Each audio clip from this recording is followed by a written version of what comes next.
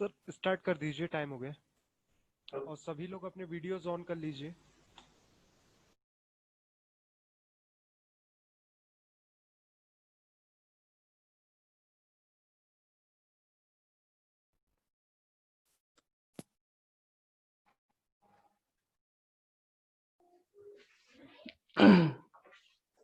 Okay, good morning class. Start करते हैं बेटा।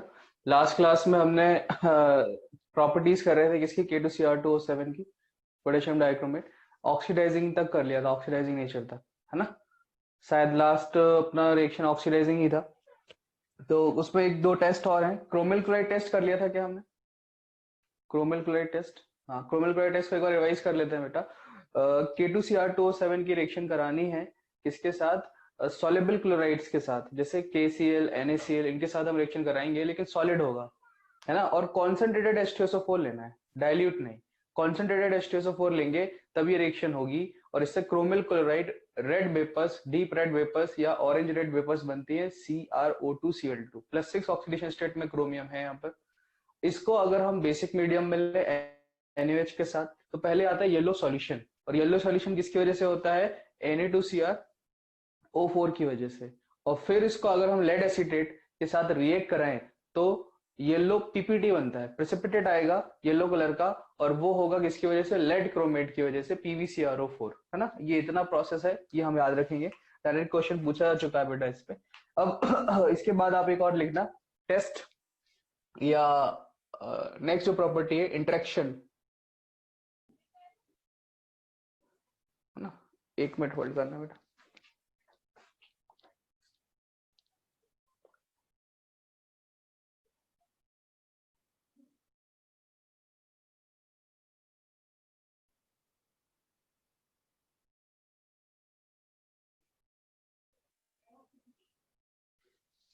हाँ, ठीक है। तो हमें जो हेडिंग डालनी है, इंटरेक्शन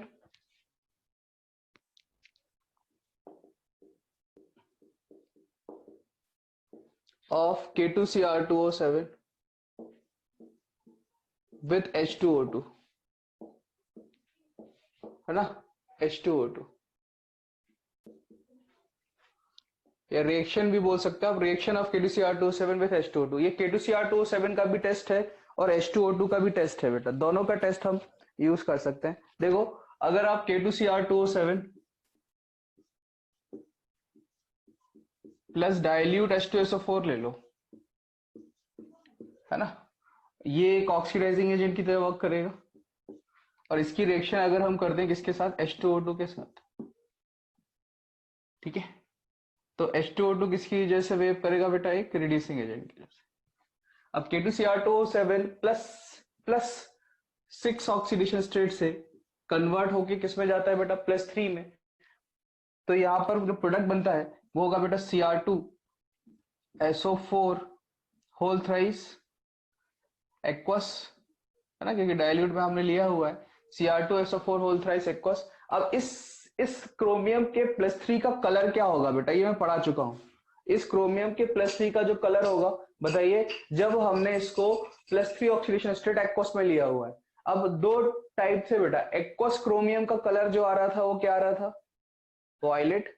एक्वस क्रोमियम का कलर आ रहा था वॉयलेट, लेकिन अगर वो किसी केमिकल रिएक्शन से बन रहा था तो उसका कॉम्प्लेक्स अलग था, और उस कॉम्प्लेक्स का कलर हमने क्या डिसाइड किया था कि क्या होता है बेटा? ग्रीन, है ना, क्योंकि कॉम्प्लेक्स में सल्फेट आयन आ जाता है, ठीक है। तो कॉम्प्लेक्स में सल्फेट आयन के आने की वजह से ये कलर होगा ग्रीन, ठीक है, क्योंकि केमिकल रिएक्शन में बन रहा है।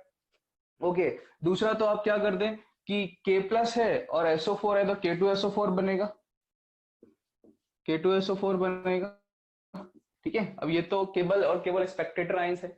H2O2 किस में कन्वर्ट होगा? ठीक है, तो H2O2 O2 में कन्वर्ट होगा, और H+ के रिस्पेक्ट में वाटर बन जाएगा। तो ये रिएक्शन होगी, और काफी फास्ट रिएक्शन होगी, सीधे आपको ग्रीन कलर मिलेगा। मतलब कि K2Cr2O7 डाइल्यूट H2SO4 का जो ऑरेंज सॉल्यूशन है वो H2O2 के साथ ग्रीन कलर में कन्वर्ट हो जाएगा, O2 गैस रिलीज होगी, पोटेशियम सल्फेट बनेगा और वाटर बनेगा, ठीक है। अब ये तो रिएक्शन का एक पार्ट है केवल, ये इस रिएक्शन का केवल एक पार्ट है ना। इस रिएक्शन को अगर हम ईथर में कराएं, ईथर की प्रेजेंस में कराएं, ईथरिक मीडियम में कराएं, तो क्या होगा बेटा? देखो मैं आपसे क्या कह रहा हूं कि K2Cr2O7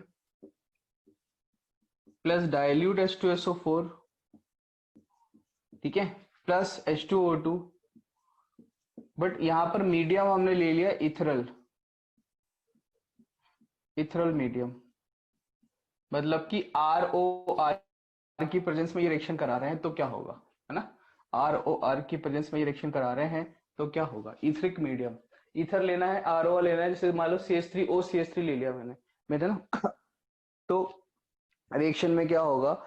देखो जैसे ही हम इथरिक मीडियम में रिएक्शन कराते हैं, K2Cr2O7 plus dilute H2SO4 plus H2O2, है ना, और यहां पर मैंने ईथर लिया है ROR, है ना, तब फास्ट रिएक्शन होगी और CrO5 बनेगा। CrO5, इसको हम क्रोमिक परऑक्साइड भी कहते हैं, पर ऑक्साइड भी कहता है। बटरफ्लाई स्ट्रक्चर याद आ रहा होगा, +6 ऑक्सीडेशन स्टेट होती है बेटा, एक ऑक्सीजन ऑक्साइड के फॉर्म में और 4 ऑक्सीजन परऑक्साइड के फॉर्म में होते हैं, इसलिए क्रोमियम पे जो ऑक्सीडेशन स्टेट आती है वो +6 ऑक्सीडेशन स्टेट आती है। तो पहले CrO5 बनता है, CrO5 बनने की वजह से यहाँ कलर कैसा होगा? तो यहाँ कलर होगा बेटा ब्लू। पहले देख रहे हो आप कि जब हमने ईथर नहीं लिया है तो +3 में डायरेक्ट कन्वर्ट हो गया और ग्रीन कलर आया, लेकिन जब ईथर है तो क्रोमिक परऑक्साइड बनेगा फास्टली, है ना, और कलर आएगा ब्लू, कलर आएगा ब्लू, ठीक है। इसके बाद रिएक्शन क्या होगी कि ये जो क्रोमिक परऑक्साइड है CrO5, ये कन्वर्ट हो जाएगा ग्रीन कलर में Cr2SO4 होल थ्राइस एक्वस पे। तो पहले हमें ब्लू कलर मिलता है और फिर ग्रीन में आता है, धीरे धीरे स्लो रिएक्शन होगी। क्यों? क्योंकि इथरिक मीडियम में क्रोमिक परऑक्साइड स्टेबल है, इथरिक मीडियम में क्रोमिक परऑक्साइड स्टेबल है, इसलिए ये फास्ट रिएक्शन होगी, CrO5 बनेगा, +6 ऑक्सीडेशन स्टेट आएगी और फिर धीरे धीरे कन्वर्ट होगा ग्रीन कलर में। तो जब इथरिक मीडियम में रिएक्शन करते हैं तो पहले जो ब्लू कलर आता है वो रिस्पॉन्सिबल, उसके लिए जो कंपाउंड है वो CrO5 होगा, और जो ग्रीन कलर आएगा वो बाद में फिर यही रिएक्शन होगी Cr2SO4 होल थ्राइस। तो कंप्लीट रिएक्शन में नोट डाउन कर रहा हूं बेटा, लिखिएगा, है ना, कि यहाँ तो K2SO4 बन गया प्लस वाटर बन गया। अब CrO5 को हमने, है ना, डाइल्यूट H2SO4 है, इसके साथ रिएक्ट करके ये आगे बढ़ा और किसमें कन्वर्ट हुआ? Cr2SO4 होल थ्राइस में कन्वर्ट हुआ, ठीक है, Cr2SO4 होल थ्राइस में ये कन्वर्ट हो जाएगा। तो कलर कैसा हो गया? ये ब्लू कलर था, ये रिएक्शन स्लो होगी और यहाँ पर कलर हो जाएगा ग्रीन, ठीक है। तो ये नोट डाउन करें, रिएक्शन को नोट डाउन करें बेटा, ठीक है। O2 प्लस वाटर, यहाँ पर H2O2 भी लिख लेना, O2 plus water, O2 plus water. ये एक इंपॉर्टेंट टेस्ट है, यहाँ लिख लेना, टेस्ट है ये, कलर चेंज हो रहा है, टेस्ट होगा। लेकिन इथरिक मीडियम में, अब इथरिक मीडियम में ऐसा क्या हुआ वो मैं यहाँ बताना चाहूंगा आपको कि इथरिक मीडियम में देखिए क्रोमियम परऑक्साइड का स्ट्रक्चर ये होता है, Cr double bond O O O O O O। अब क्रोमियम जो है वो हेक्सा कोऑर्डिनेटेड रहना चाहता है। अभी कितने बॉन्ड बना रहा है बेटा? देखा जाए तो 1 2 3 4 5 सिग्मा बॉन्ड। तो यहाँ पर जो ROR है ये एज अ लिगेंड यहाँ पर लोन पेयर डोनेट करके इसको हेक्सा कोऑर्डिनेटेड कर देते हैं। देखो क्रोमियम पर ऑक्सीडेशन स्टेट कितना है? +6 है, +6 है, तो ये इसका कोऑर्डिनेशन नंबर 6 होना चाहेगा। ये कोऑर्डिनेटेड जब 6 बॉन्ड्स बनाए तब स्टेबल होगा। तो जो ईथर होगा ROR उसका लोन पेयर, एक लोन पेयर डोनेट करके इसको हेक्सा कोऑर्डिनेट कर देता है और ये स्टेबल है, स्टेबल है। इसलिए जैसे ही ये रिएक्शन में हम ईथर लेते हैं तो फास्ट रिएक्शन होगी, CrO5 बन जाएगा क्रोमिक परऑक्साइड, जिसका कलर ब्लू होता है, ऑक्सीडेशन स्टेट +6। लेकिन धीरे धीरे धीरे धीरे ये ना क्रोमिक, क्योंकि परऑक्साइड है, होगा तो अनस्टेबल। देखो यहाँ तो ये बन ही नहीं रहा था, क्यों? क्योंकि कोई इथरिक मीडियम हमने नहीं लिया। लेकिन जैसे इथरिक मीडियम लोगे तो CrO5 बनेगा, फिर धीरे धीरे किस में कन्वर्ट होगा? +3 ऑक्सीडेशन स्टेट में। टीचर में पूछ सकते हैं बेटा, एक क्वेश्चन भी है पैकेज में इसके रिलेटेड कि पहले जो कंपाउंड बना उसकी ऑक्सीडेशन स्टेट क्या है, बाद में जो कंपाउंड बनेगा ग्रीन कलर का उसकी ऑक्सीडेशन स्टेट क्या है, दोनों का सम क्या है या दोनों का डिफरेंस क्या है। ठीक है, तो इतना पॉइंट नोट करें, ये स्ट्रक्चर भी बनाना और ये लिखना है कि CrO5 ईथरिक मीडियम में स्टेबल होता है, CrO5 ईथरिक मीडियम में स्टेबल होता है। ठीक है, नोट डाउन करें, मैं वेट कर रहा हूँ।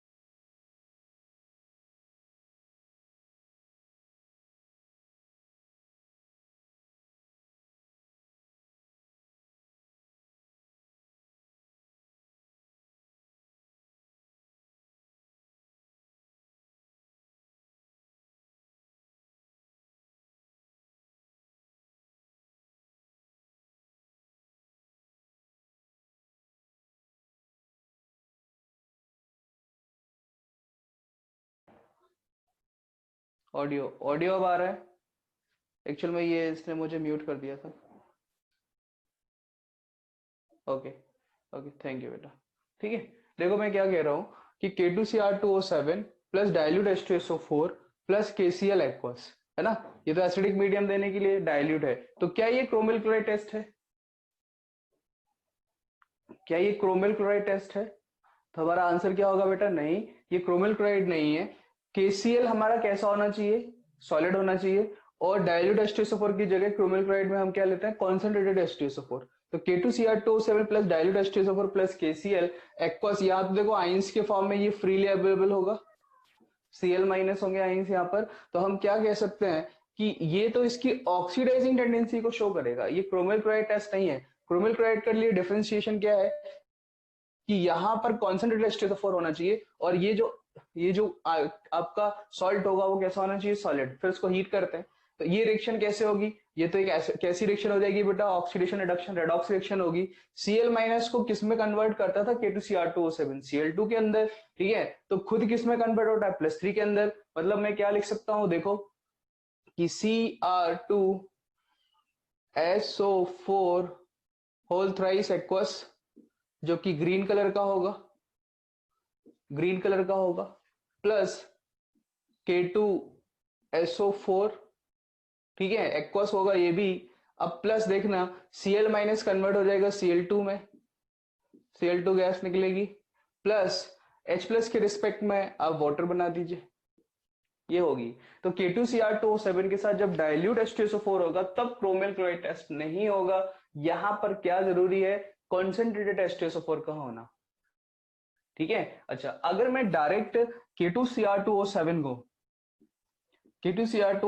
को डायरेक्ट HCl के साथ रिएक्ट करा दूं बेटा, तो क्या होगा, क्या रिएक्शन होगी, है ना। ये ऑक्सीडाइजिंग एजेंट है और ये H प्लस देने का काम करेगा, लेकिन साथ साथ ये रिड्यूसिंग एजेंट भी तो है, क्योंकि Cl माइनस कन्वर्ट होगा किसमें, Cl2 में, Cl माइनस कन्वर्ट होगा Cl2 में। तो क्या रिएक्शन होगी बताओ, क्या रिएक्शन होगी, देखो ये कन्वर्ट हुआ +3 में, मतलब CrCl3 बनेगा, प्लस K प्लस है Cl माइनस तो KCl बनेगा, प्लस Cl माइनस किस में कन्वर्ट होगा बेटा, Cl2 के अंदर, तो Cl2 गैस भी रिलीज होगी, और H प्लस है एसिड के रेस्पेक्ट में, वाटर बना दीजिए, ठीक है।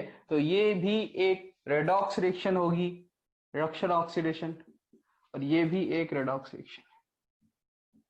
आई होप दोनों समझ में आ गई होंगी, तो मिस अंडरस्टैंड नहीं करना कि ये क्रोमियल क्लोराइड टेस्ट है, it is not a chromyl chloride test, ठीक है।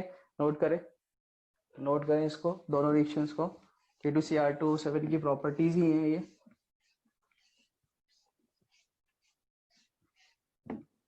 K2Cr2O7 की प्रॉपर्टीज में नोट डाउन कर लें।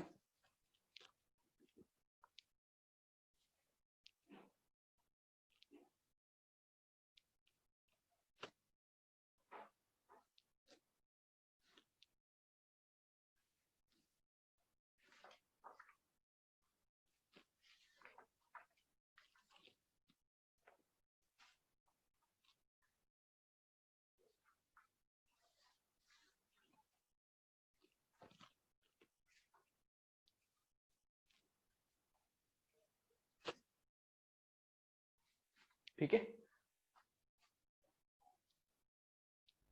तो ये दोनों रेडॉक्स रिएक्शन है, डिफरेंट है बेटा क्रोमियल क्लोराइड टेस्ट से।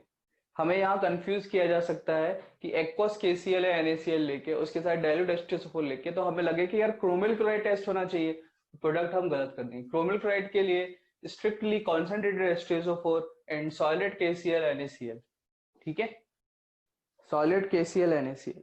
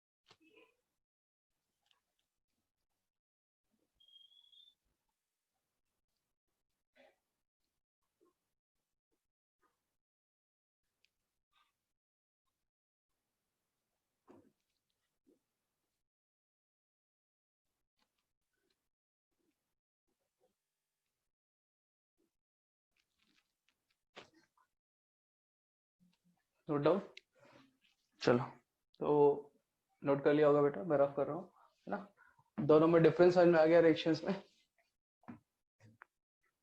अब आप हेडिंग डालना, पोटेशियम पर मैग्नेट, है ना। हमारा जो नेक्स्ट कंपाउंड है, सेकंड कंपाउंड, पोटेशियम पर मैग्नेट।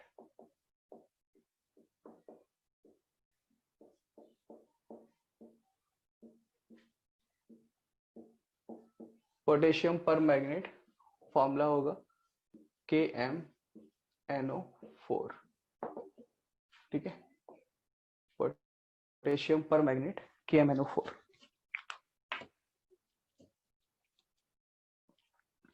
पोटेशियम पर मैग्नेट KMnO4। इसमें पहला हेडिंग आप डालें प्रिपरेशन।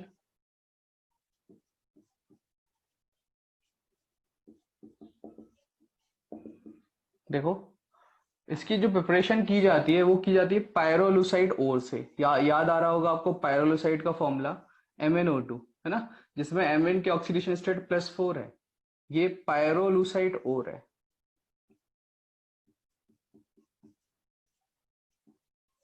पायरोलुसाइड ओर है ना, MnO2 is known as pyrolusite ore, black colour का होता है। ठीक है, तो पहला जो स्टेप है यहां पर हम करते हैं बेटा ऑक्सीडेशन, है ना, किसके साथ, KOH प्लस O2 ले लेते हैं, या O2 की जगह हम KNO3 भी ले सकते हैं, KClO3 भी ले सकते हैं और हीट करते हैं, मतलब इसको फ्यूज करते हैं ना, फ्यूज्ड। और अब क्या ले सकते हैं हम, K2CO3 ले सकते हैं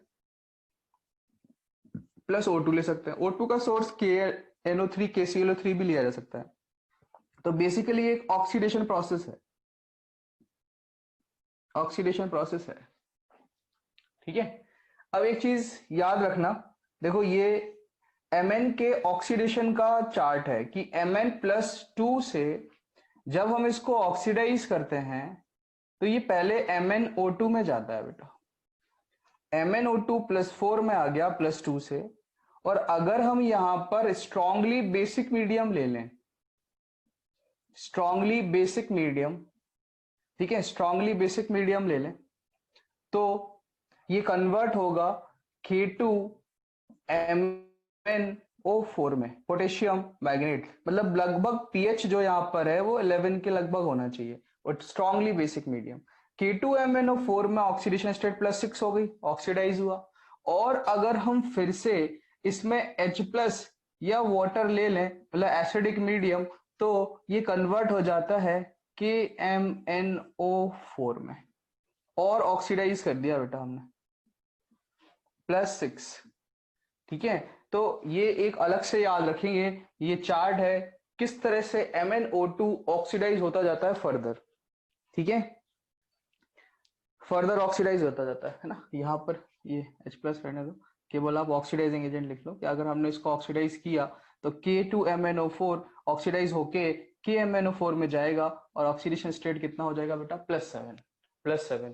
ठीक है, तो अब आप समझिए कि मैंने MnO2 को फ्यूज्ड किया KOH के साथ और O2 के साथ, O2 ऑक्सीडाइज करेगा और स्ट्रांगली बेसिक मीडियम में K2MnO4 स्टेबल है।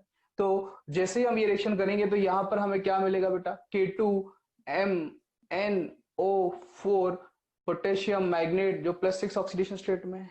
अब क्या किया जाता है बेटा कि ये एसिडिक मीडियम में स्टेबल है, तो अगर मैं यहां पर H+ वाटर ले लूं, H+ वाटर ले लूं तो ये डिसप्रोपोर्शनेट करेगा। अब ये डिसप्रोपोर्शनेट करेगा तो ये दोनों ऑक्सीडेशन स्टेट शो कर सकता है, मतलब कि यहां पर MnO2 फिर से बनेगा, MnO2 फिर से बनेगा प्लस KMnO4 बन जाएगा, KMnO4 बन जाएगा। मतलब यहां से जो KMnO4 बनता है MnO2 से, पायरोलोसाइड से, वो प्योर नहीं होता, उसमें अभी भी MnO2 की इम्प्योरिटी होती है। This reaction is disproportionation reaction acidic medium में, क्योंकि K2MnO4 केवल कब स्टेबल है, जब स्ट्रांगली बेसिक मीडियम हो। जब आपको क्वेश्चन में KOH दिया हो तब आपको K2MnO4 बनाना है। ठीक है, तो KMnO4 +7 बन गया, KMnO4 बना, +7 मैग्नीज है। यहां पर ध्यान रखें कि MnO2 की इम्प्योरिटी होगी। ठीक है, और ये फ्लो चार्ट आगे भी यूज होगा, तो इसको याद रखें कि Mn+2 ऑक्सीडाइज होके Mn+4 में जाता है, MnO2 बनाता है। फिर स्ट्रांगली बेसिक मीडियम में ये हमेशा K2MnO4, इसको हम ऑक्सीडाइज करते हैं, केमिकल ऑक्सीडेशन भी कर सकते हैं, इलेक्ट्रोलाइटिक भी कर सकते हैं, तो ये KMnO4 में चला जाता है। लेकिन K2MnO4 कब स्टेबल है, जब KOH दिया होगा, जब K2CO3 दिया होगा, मतलब पीएच ज्यादा होना चाहिए, लगभग 11 या उससे ज्यादा। ठीक है, तो ये पॉइंट नोट करें। फिर हम और दूसरे प्रिपरेशन मेथड को देखते हैं। याद रखना होगा बेटा प्रिपरेशन मेथड इंपॉर्टेंट है ये, इसका एक क्वेश्चन भी होगा CRQ में इसी पे बेस्ड।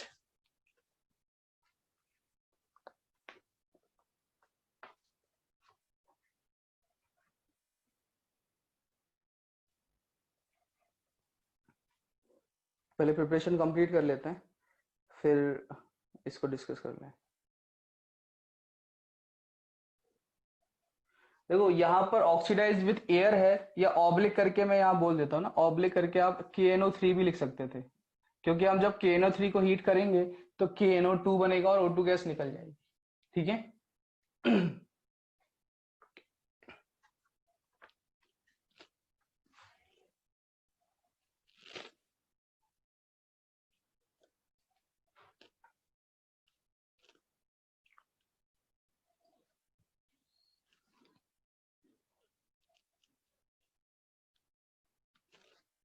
यहाँ लिख लेना ये कैसा होगा, इम्प्योर।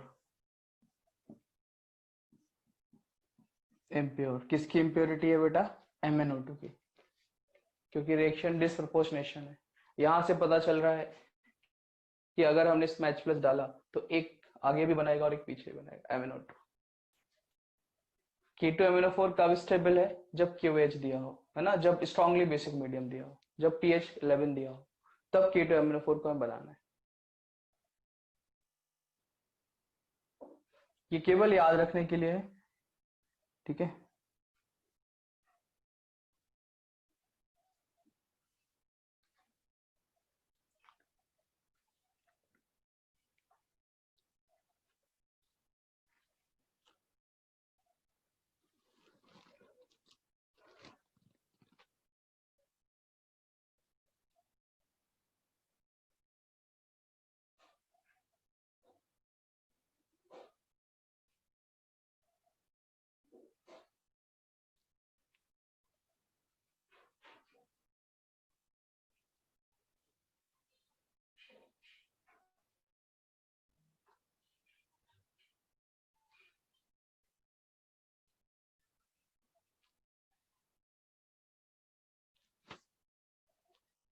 कंप्लीटेड, नोट कर लिया बेटा।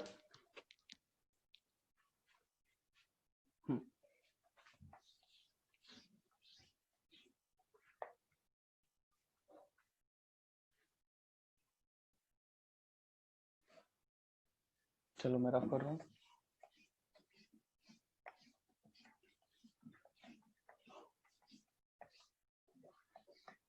अब आप इसी में लिखना है बेटा इंडस्ट्रियल मेथड, है ना।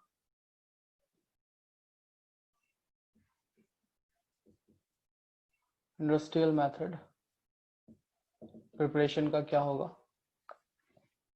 देखो पायरोलुसाइट ओर लेंगे MnO2, और यहाँ पर ऑक्सीडेशन करेंगे KOH प्लस O2 के साथ हीट करके, तो K2MnO4 बनेगा, K2MnO4 बनेगा। अब हम यहाँ पर ऑक्सीडेशन कर सकते हैं, ठीक है। क्या करना होगा अपन को, ऑक्सीडेशन करना होगा, और ऑक्सीडेशन दो तरह से हो सकता है। एक होगा chemical oxidation, chemical oxidation, chemical oxidation में आप यहाँ पर Cl2 के साथ या ओजोन के साथ यूज कर सकते हो, तो KMnO4 बनेगा। दूसरा आप यहाँ पर इलेक्ट्रोलाइटिक ऑक्सीडेशन भी कर सकते हो, इलेक्ट्रोलाइटिक ऑक्सीडेशन, ठीक है। मतलब हम इलेक्ट्रोलिसिस कर दें इसका, तो क्योंकि +6 ऑक्सीडेशन स्टेट से इलेक्ट्रॉन लूज करेगा और KMnO4 बना देगा ये, ठीक है। तो इंडस्ट्री मेथड पायरोलुसाइड ओर को लेके KOH O2 के साथ हीट करते हैं, या यहाँ पर KNO3 भी लिया जा सकता है, देन उसका केमिकल ऑक्सीडेशन करते हैं, ठीक है। अब मैं आपको अलग से केमिकल ऑक्सीडेशन स्टेट की रिएक्शंस बता रहा हूँ, केमिकल ऑक्सीडेशन करने की रिएक्शंस, ठीक है। कैसे करेंगे, देखो K2MnO4 इसकी रिएक्शन हमने करी ओजोन के साथ, तो ओजोन एक स्ट्रॉन्ग ऑक्सीडाइजिंग एजेंट है जो इसको आसानी से +6 से +7 में ले जा सकता है, और ओजोन जब ऑक्सीडाइजिंग एजेंट की तरह वर्क करेगा तो खुद किस में कन्वर्ट हो जाएगा बेटा, O2 में कन्वर्ट हो जाएगा। तो यहाँ पर क्या बनेगा, KMnO4 plus KOH plus O2, ठीक है। ये केमिकल ऑक्सीडेशन होगा। दूसरा मैं क्या कर सकता हूँ, K2MnO4 को Cl2 से रिएक्ट कराऊंगा, है ना, Cl2 से रिएक्ट कराऊंगा, ये भी एक ऑक्सीडाइजिंग एजेंट है। ओके, अब ये इसको कन्वर्ट कर देगा KMnO4 में, खुद कन्वर्ट हो जाएगा KCl के अंदर, क्योंकि Cl2 किस में कन्वर्ट होता है बेटा, Cl माइनस में। ठीक है, Cl2 कन्वर्ट हो जाएगा Cl माइनस में KMnO4 KCl।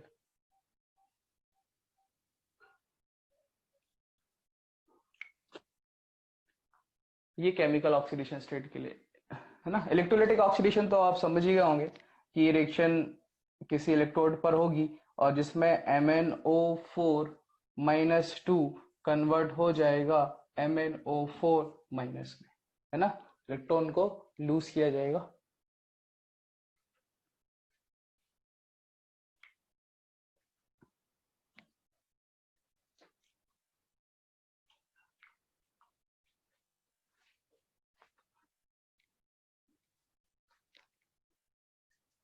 अच्छा, अगर लेबोरेटरी में बनाना हो तो मेथड डिफरेंट है। ठीक है, मतलब लेबोरेटरी में प्रिपरेशन डिफरेंट है। आपको याद हो अगर तो Mn2 प्लस से हम MnO4 माइनस तक जा सकते हैं, किसकी हेल्प से, स्ट्रॉन्ग ऑक्सीडाइजिंग एजेंट। तो जब मैंने आपको स्ट्रॉन्ग ऑक्सीडाइजिंग एजेंट की लिस्ट लिखाई थी, उसमें 5 ऑक्सीडाइजिंग एजेंट एक साथ लिखाए थे जिनकी ऑक्सीडाइजिंग पावर F2 के बाद होती है ना, जिसमें आपका परऑक्सी सल्फ्यूरिक एसिड भी था H2O8 2 माइनस, है ना, इसकी ऑक्सीडाइजिंग पावर इससे ज्यादा है, तो आसानी से ये K2MnO4 को KMnO4 में ऑक्सीडाइज कर सकते। तो बेसिकली अगर देखो सब में ये प्रोसेस तो सेम ही रहेगा कि हमने AMnO2 को KOH और O2 के साथ हीट किया तो K2MnO4 बना, क्योंकि ये बेसिक मीडियम में स्टेबल है। अब K2MnO4 को हमें ऑक्सीडाइज करना है, तो ऑक्सीडाइज करने के तरीके कई सारे हो जाएंगे। वही हमने डिफरेंट डिफरेंट यहाँ पर वेज देख लिए कि जिससे हम ऑक्सीडाइज कर सकते हैं। ठीक है,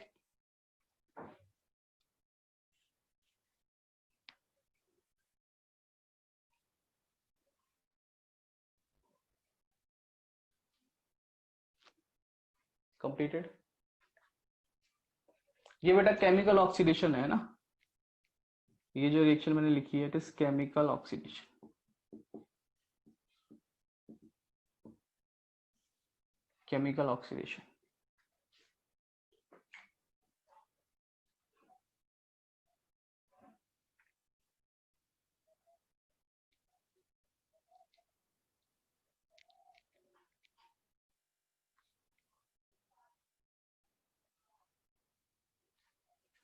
कंप्लीट नोट डाउन करें, फिर हम आगे बढ़ते हैं बेटा।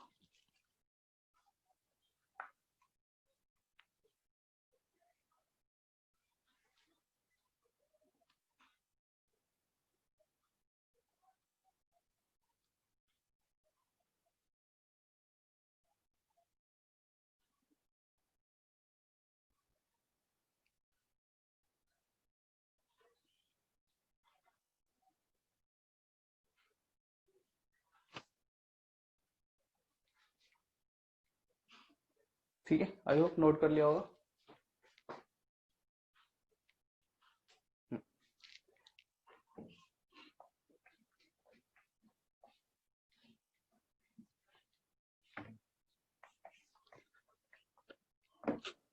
चलो देखो, इसके बाद जो दूसरा मेथड है वो है लैब मेथड।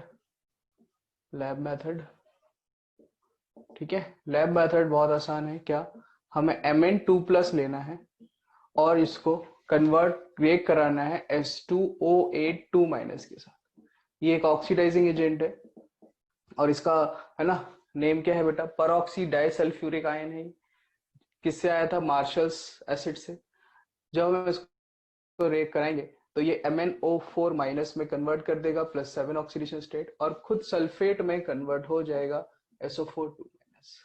ठीक है, हाफ रिएक्शन क्या होगी, तो हाफ रिएक्शन आप लिख सकते हो कि Mn2 प्लस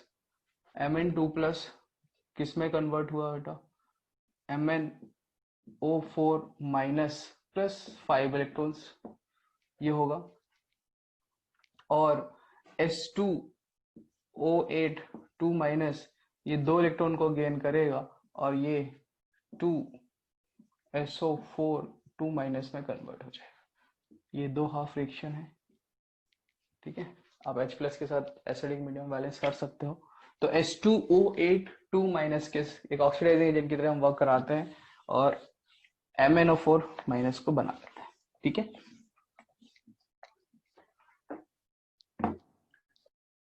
मुझे बता सकते हो इसकी जगह हम और कौन कौन सा ऑक्सीडाइजिंग एजेंट ले सकते हैं, ये रिएक्शन हो जाएगी। H2O8 2 माइनस की जगह और हम कौन सा ऑक्सीडाइजिंग एजेंट ले सकते हैं? ठीक है, तो शायद आपको याद हो मैंने बताया था PbO2, Pb plus oxidation state में, Bi2 है ना, Bi जिसमें +5 ऑक्सीडेशन स्टेट में हो, है ना। तो ये 5 ऑक्सीडाइजिंग एजेंट है जिनकी ऑक्सीडाइजिंग पावर ज्यादा थी KMnO4 से, वो इन रिएक्शंस को करा सकते हैं। तो ये लैब मेथड हो जाएगा बेटा, है ना। अब आप हेडिंग डालना है structure and colour, structure and colour.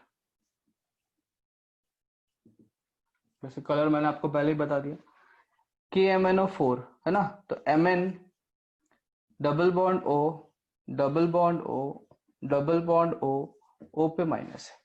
ठीक है, कैसा कलर होता है बेटा इसका, पर्पल या पिंक, है ना। KMnO4 पर्पल या पिंक। रीजन क्या है, तो रीजन है LMCT। LMCT फुल फॉर्म क्या था इसका, ligand to metal charge transfer. क्योंकि कॉन्फ़िगरेशन यहाँ पर क्या है बेटा, D0, D0 है तो DD ट्रांजिशन नहीं होगा, क्या होगा यहाँ पर, ligand to metal charge transfer.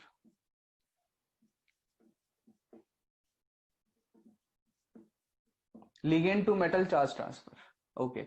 Hybridisation क्या होगा, हाइब्रिडाइजेशन क्या होगा, तो यहां पर एक स्पेशल हाइब्रिडाइजेशन मिलता है Mn के लिए, हम याद रखेंगे। यहां हाइब्रिडाइजेशन जो होता है वो D3S है। अच्छा, ज्योमेट्री टेट्राहेड्रल ही रहेगी,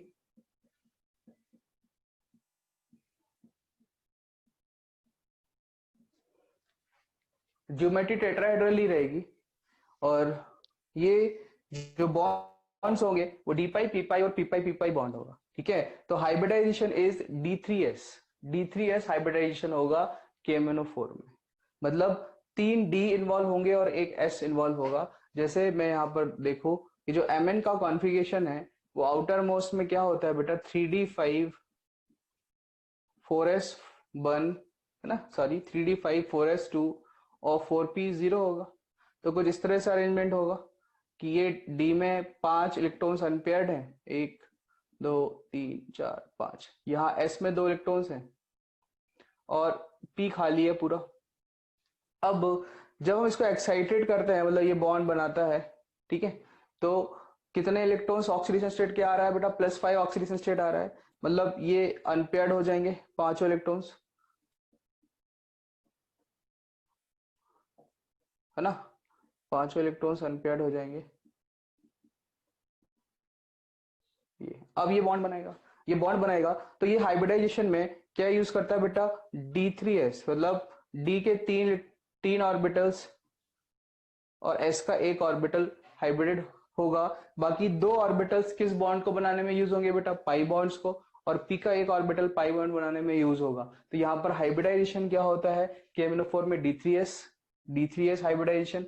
बॉन्ड्स ये वाले हो गए डी पाई पी पाई, और एक बॉन्ड आपको दिख रहा होगा जो P ऑर्बिटल से बना है, तो वो पी पाई बॉन्ड होगा। ठीक है, ये इंपॉर्टेंट चीज है।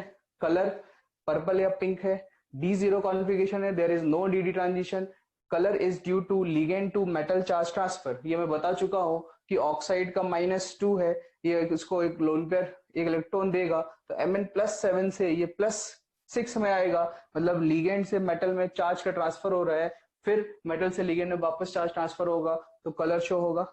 और कॉम्प्लीमेंट्री कलर साइकिल में आपको पहले बता चुका हूं। ठीक है, तो इस स्ट्रक्चर एंड कलर को नोट कर रहे हैं बेटा, स्ट्रक्चर एंड हाइब्रिडाइजेशन इंपॉर्टेंट है, D3S याद रखेंगे हम, हाइब्रिडाइजेशन यहाँ पर D3S होगा। ठीक है, नोट डाउन करें।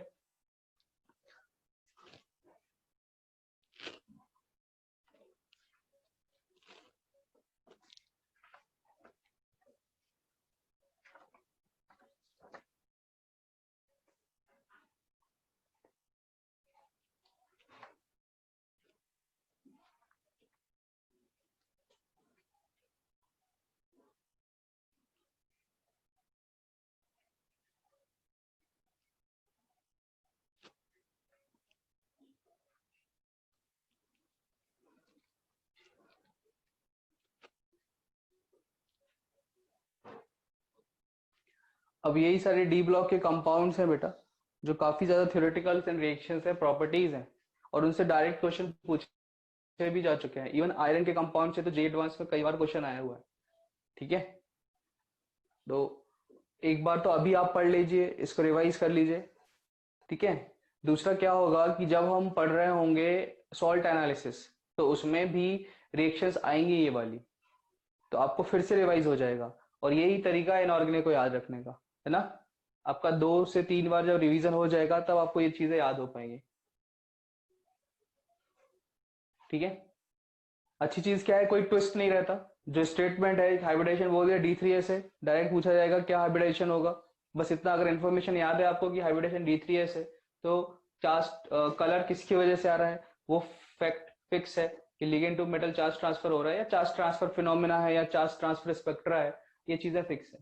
ठीक है, क्लियर। तो अब हम इसकी ऑक्सीडाइजिंग टेंडेंसी को देख लेते हैं, जो कि इंपॉर्टेंट है, क्योंकि एक स्ट्रॉन्ग ऑक्सीडाइजिंग एजेंट की तरह हम वेव कराते हैं किसको, KMnO4 को। लेकिन ये एसिडिक मीडियम है, बेसिक मीडियम है और न्यूट्रल मीडियम है, सभी मीडियम में एक ऑक्सीडाइजिंग एजेंट की तरह वर्क करता है। ठीक है, अब हमें ये देखना होगा कि इसका एसिडिक बिहेवियर अलग अलग मीडियम में किस तरह का होगा। ठीक है, तो इसको तो आप वैसे भी रेडॉक्स रिएक्शन में पढ़ते हो, या स्टोइचियोमेट्री में पढ़ते हो कि एन फैक्टर निकालते हो ना अलग अलग मीडियम में। बेटा आपने निकाले भी होंगे कि एसिडिक मीडियम में एन फैक्टर कितना होगा, बेसिक मीडियम में एन फैक्टर कितना होगा, और न्यूट्रल मीडियम में एन फैक्टर कितना होगा। ठीक है, तो वही डिस्कस हम कर लेते हैं कि इसकी प्रॉपर्टी, हमें केवल केमिकल रिएक्शंस को देखना है यहाँ पर। जैसे आप हेडिंग डालें ऑक्सीडाइजिंग नेचर, है ना, ऑक्सीडाइजिंग नेचर। ऑक्सीडाइजिंग नेचर लेना है किसका, KMnO4 का। ठीक है, तो यहां मैं ले लेता हूं KMnO4, KMnO4। अगर मैंने इसको H+ में लिया बेटा, एसिडिक मीडियम में, है ना, H+ में लिया, तो KMnO4 +7 से एसिडिक मीडियम में कहां कन्वर्ट होगा, Mn2+ में कन्वर्ट होगा। KMnO4 एसिडिक मीडियम में Mn+2 में कन्वर्ट होगा, प्लस कितने इलेक्ट्रॉन्स, है ना, यहां पर 5 इलेक्ट्रॉन्स हो गए। फिर अगर मैंने इसको किस मीडियम में लिया बेटा, न्यूट्रल, न्यूट्रल मीडियम में लिया, जैसे वाटर है या एल्कलाइन है ना, लेकिन एल्कलाइन कैसा है, वीकली एल्कलाइन मीडियम है, तो क्या बनाएगा, MnO2 +4 ऑक्सीडेशन स्टेट, 3 इलेक्ट्रॉन्स। और अगर स्ट्रांगली बेसिक मीडियम है, मतलब KOH दे दिया, स्ट्रांगली बेसिक, स्ट्रांगली बेसिक, तब हमें K2MnO4 को बनाना है, +6 ऑक्सीडेशन स्टेट। और यहाँ कितने इलेक्ट्रॉन्स, केवल 1 इलेक्ट्रॉन ही ये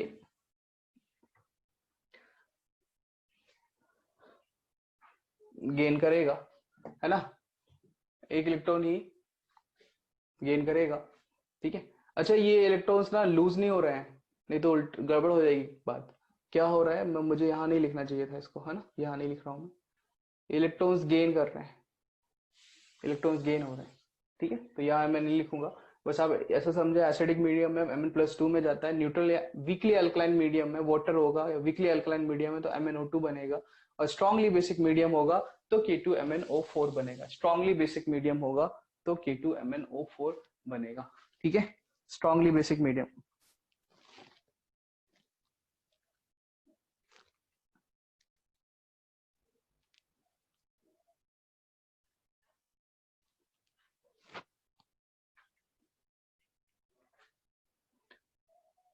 यहां पर ना वीकली लिख लो, वीकली अल्कलाइन, वीकली अल्कलाइन।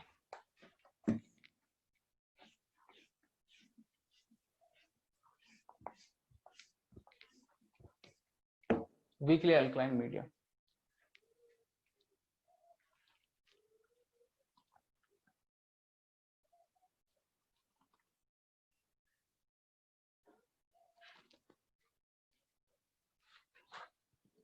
ठीक है, तो रिएक्शंस लिखना तो बहुत ही